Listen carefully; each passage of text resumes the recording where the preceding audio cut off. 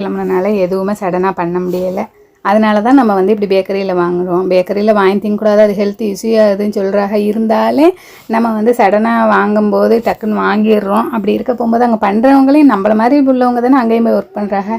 அதை கொஞ்சம் நல்லா பண்ணி கொடுத்தா என்ன, கொஞ்சம் கடையில் வேலை பார்க்குறவங்களும் வீட்டில் உள்ளவங்களை நினச்சி பண்ணுங்கள். அது வந்து அப்போ தான் எல்லாருக்குமே நல்லது. இப்போலாம் முன்ன மாதிரி எல்லாருக்கும் வந்து உடம்பு நல்லாலாம் இல்லை, ஏதாவது ஒரு ப்ராப்ளம் இருக்குது. போகாமல் அவங்க ஃபஸ்ட்டு வந்து ஃபுட் கண்ட்ரோல் தான் சொல்கிறாங்க, வெளியில் சாப்பிடாதீங்கன்னு சொல்லிட்டு. எனக்குமே வந்து முன்னாடி அப்படி சொல்லியிருந்தாங்க. நம்ம ஃபஸ்ட்டு கடை திறந்த புதுசில் ஒழுங்காக சாப்பிடாம கொள்ளாமல் வெளியில் சாப்பிட்டு, எப்படின்னா நம்ம திங்ஸ் எடுக்க வெளியில் போகும்போது வெளியில் தானே சாப்பிடுவோம், அதனால தான் உடம்பு இப்படி ஆயிடுச்சு அப்படின்னு சொன்னாங்க. அப்படி இருந்தும் கடைசியில் சர்ஜரி பண்ணணும். கடைசியில் சர்ஜரி பண்ணி இப்போ 8 மந்த் ஆகுது. ஆனால் இப்போவும் ப்ராப்ளம் அடிக்கடி வருது, மறுபடியும் ஸ்கேன் போடணும் அப்படி இப்படின்னு சொல்கிறாங்க. அதனால எல்லாருமே அவாய்ட் பண்ணிடுங்க வெளியில் வாங்கி சாப்பிட்றத.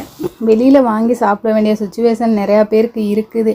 அந்த மாதிரி உள்ளவங்களுக்கு, கடையில் ஒர்க் பண்ணுறவங்க, உங்கள் வீட்டு ஆட்களுக்கு பண்ணுற மாதிரி நினச்சி கொஞ்சம் பார்த்து பண்ணுங்கள்.